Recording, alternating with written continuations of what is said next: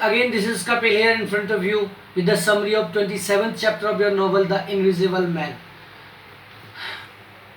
27 chapter start होता है यहाँ से कि डॉक्टर कैम्प को एक लेटर मिलता है और उसमें लिखा हुआ होता है कि आज के बाद मैं तुम्हारी महारानी का गुलाम नहीं हूँ, मैं तुम्हारी महारानी के अंडर नहीं हूँ और ना ही मैं किसी मिलिट्री के अंडर हूँ, ना मैं किसी पुलिस के अंडर हूँ और आज के बाद से तुम सब मेरा हुक्म मानोगे। आज के बाद से मेरा राज्य होगा, आज के बाद से अंधेरे का राज्य होगा, आज के बाद से मौत का राज्य होगा, आज के बाद से दहशत का राज्य होगा और आज से ही इसकी शुरुआत होगी।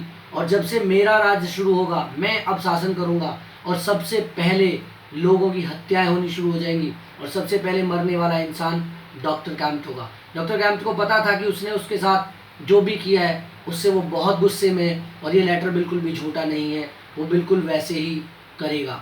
तभी क्या होता है, कर्नल अडाय वहाँ आ जाते हैं और कर्नल अडाय और डॉक्टर कैम्प के बीच में बातें चल रही होती हैं। डॉक्टर कैम्प अपने मेड को और अपने सर्वेंट्स को बोलते हैं कि सारे घर को पूरी तरह से लॉक कर दिया जाए और वो खुद को भी अपने स्टडी के अंदर चैनल वगैरह को लॉक करके अंदर रखते हैं, खुद को अंदर कर लेते हैं और पूरी तरह से चारों ओर से घर को लॉक कर दिया जाता है। लेकिन तभी ऊपर से ग्लास के टूटने की आवाज़ आती है, ऐसे लगता है जैसे कोई ग्लास तोड़ रहा है। 3 बार आवाज़ आती है और ग्लास टूट जाता है।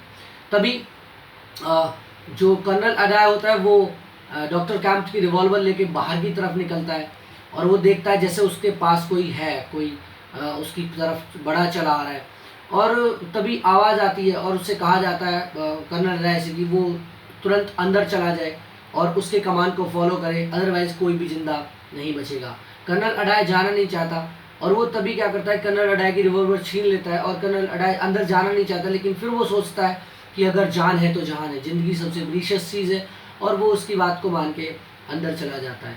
तभी गिफिन जो इनविजिबल मैन है वो हमला कर देता है कर्नल अडाय पे, गोली चलाता है और डॉक्टर कैम्प को लगता है कि कर्नल अडाय शायद अब नहीं बचे, कर्नल अडाय की डेथ हो चुकी है, कर्नल अडाय मर चुका है।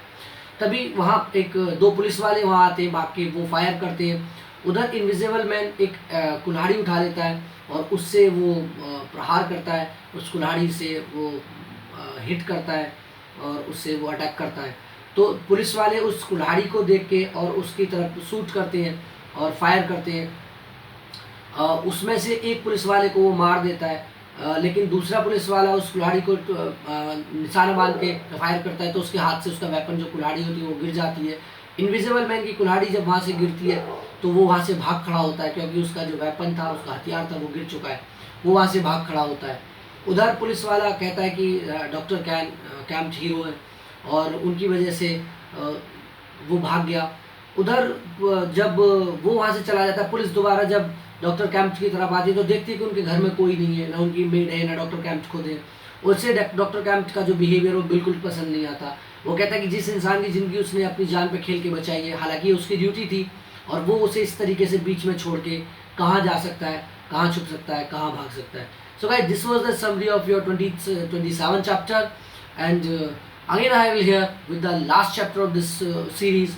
Until then, bye bye and see you. Stay blessed and stay happy. If you are liking my video, then please like my videos and subscribe my YouTube channel for getting more videos. Thank you to all of you. Stay blessed and stay happy.